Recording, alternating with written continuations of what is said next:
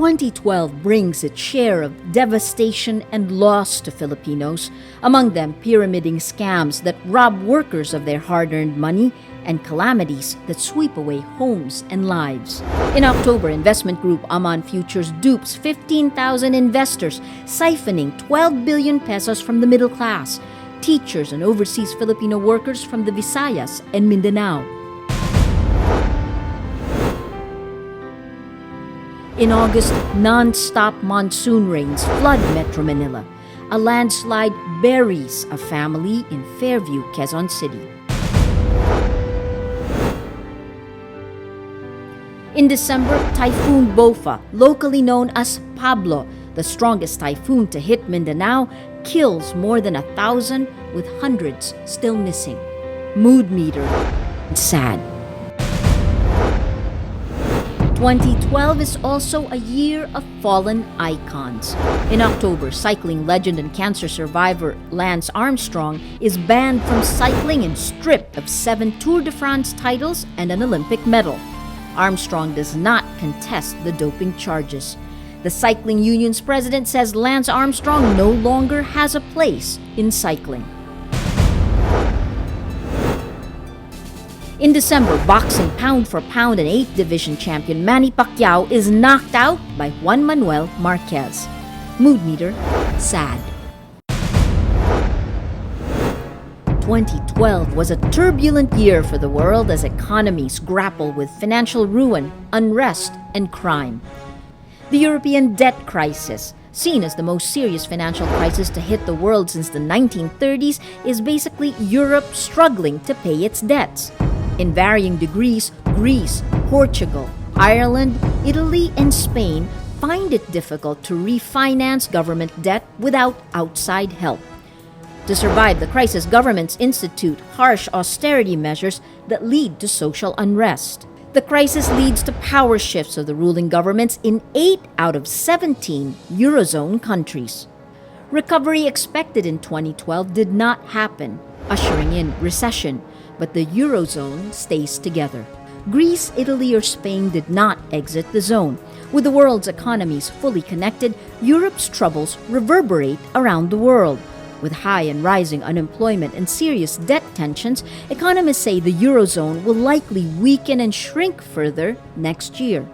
Mood meter, always angry.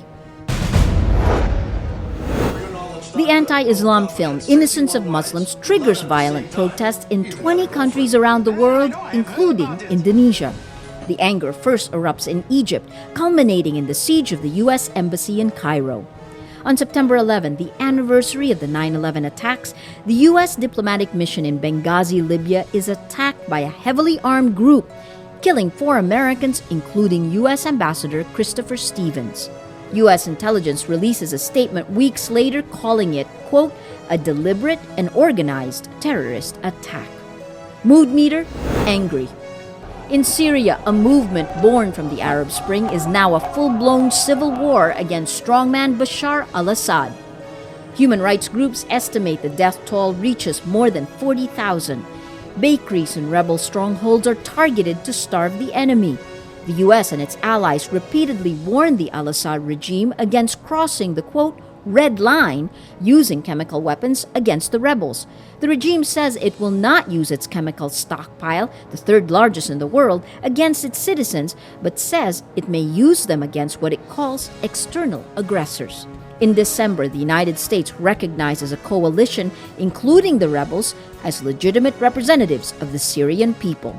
Mood meter, sad. In the U.S., shootings trigger emotional debates on gun control.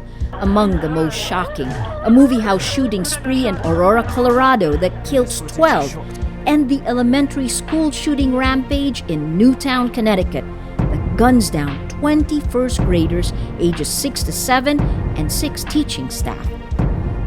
Mood meter, sad.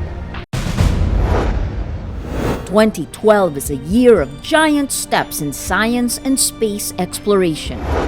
In January, NASA releases the 8,000 by 8,000 pixel photo most amazing high-definition image of Earth ever. In March, scientists answered the impossible question: How many stars can you fit in a photograph? The answer, 1 billion. The study used infrared radiation to cut through the dust, creating a clearer image of the Milky Way, our place in the universe. In July, scientists announced they have a footprint of a God particle. The question posed in the 1960s, how were subatomic particles formed? What gives them their mass? The answer, the Higgs boson, a key particle which interacts in an energy field, giving these subatomic particles mass. It's the building block of subatomic particles. Laymen call it the God particle. Scientists stopped short of saying they discovered it because they still haven't been able to isolate it. If we wait, we might get... Oh, yes! This is the highest. This is the 256. And in August, the Mars rover Curiosity lands on the Red Planet, a major milestone in space exploration. The rover's mission? To investigate if there was ever life on Mars. The rover survives the 7 minutes from the entry into Mars' atmosphere up to touchdown, one of the most complicated maneuvers NASA had to plan. The first images from the rover are transmitted minutes later, the view of the rocky ground in front of the vehicle. Mood meter? Inspired and happy. 2012 is a year of idols on the stage, in the pool, in the court, in the ring, and in the pulpit. Jessica Sanchez, an American teenager whose mother is Filipina, becomes the national obsession as she climbs to American Idol's top 2.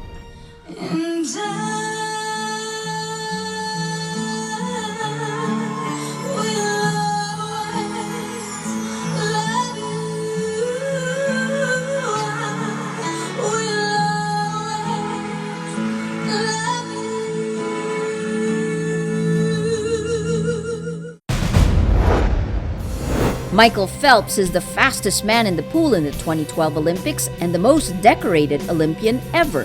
He finishes with a total of 4 golds and 2 silvers before retiring from competition for good. In February, Jeremy Lin leads an unexpected winning streak by the New York Knicks, generating a global following known as Linsanity. Lin is one of the few Asian Americans in NBA history. Mood meter, happy and inspired. It may be the year of Pacquiao's defeat, but a new boxing icon is filling the vacuum. Winning 4 of his 4 fights this year, Nonito Donaire bags ESPN's Boxer of the Year. Mood meter, inspired. And the inspiration is not just coming from the singers or the athletes. Enter Luis Antonio Tagle, Archbishop of Manila, the country's latest cardinal.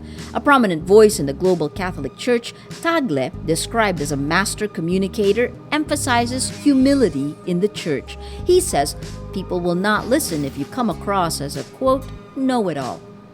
Mood meter, happy and inspired. 2012 is a year of many firsts for the online world, a glimpse of a future where the top medium for news and entertainment will be the internet. Austrian jumper Felix Baumgartner's record-setting freefall to Earth is the most watched live video on the web. Oppan Gangnam Style. Korean pop sensation Psy's Gangnam Style video makes it to online history after crossing 1 billion views on YouTube. And in the November U.S. presidential elections, President Obama makes Twitter history as the most retweeted person. The president confirms his victory in the elections with the now historic words, 4 more years. Mood meter, inspired. It's definitely becoming more fun in the Philippines, with a framework for enduring peace in place and an impressive economic growth that bucks the world trend. In October, the Moro Islamic Liberation Front signs a peace framework with the Philippine government that will pave the way for the Bangsamoro, an autonomous entity for Muslim Filipinos. Mood meter, happy. Today we signed a framework agreement that can finally seal genuine, lasting peace in Mindanao. We commit to peace. A peace that will be sustained through democratic ideals, a peace that heals and empowers, a peace that recognizes the many narratives of the Filipino people. 2012 is a phenomenal year for the Philippine economy, with growth rates that make the country one of the world's best performers. The third quarter growth, the highest seen under the Aquino administration, was the fastest in Southeast Asia and the second fastest in Asia, next to China's 7.7%. Mood meter? Happy and inspired. 2012 is full of stories of Filipino dreams woven into the tapestry of everyday life, of politics and disasters, of heroes and anti-heroes, of success and failure. 2012 shows us the hand of neglect, the depths of greed, the faces of humility and grace, the heights of perseverance, and the eternal spring of hope. 2012 is all about fragility and stability, a year of environmental backlash. It's also a watershed year for the economy. 2012 also shows us that new ideas are here to stay. An online community finds a louder voice, and through its connections, more power. With our roller coaster national life, we go through the range of emotions: amused, annoyed, sad or don't care, angry, afraid, inspired, or happy. It has been an incredible year. 2012 is a time to look inward, identify our emotions so we analyze our reality better. As the year ends, let's find some quiet time for reflection and thanksgiving. Let's go into 2013 remembering, feeling, understanding. I'm Maria Ressa. As we say at Rappler, tomorrow begins today. Happy New Year!